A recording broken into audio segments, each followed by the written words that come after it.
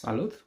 Astăzi învățăm câteva variante alternative în care putem lua un acord de si bemol major. Varianta standard o puteți învăța dând click pe linkul de mai sus.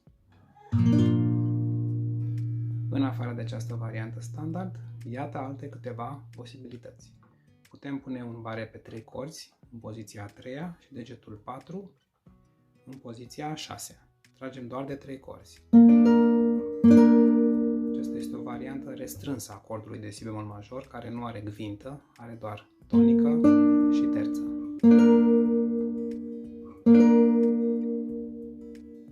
Mergând mai departe, putem pune degetul 3 în poziția a 8-a, degetul 2 în poziția a 7-a și degetul 1 pe primele 2 corzi în spațiul 6.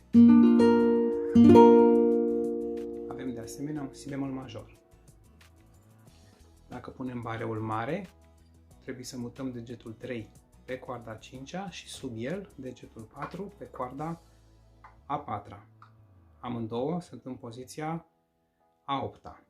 Degetul 2 este în 7, iar bareul este în 6.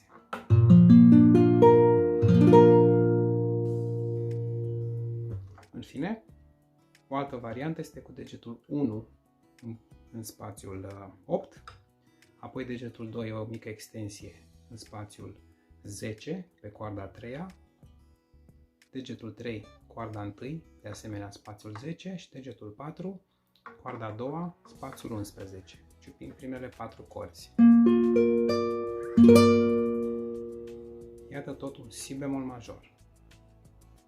Așadar, în afară de varianta standard, putem lua si bemol major în multe alte variante pe chitară.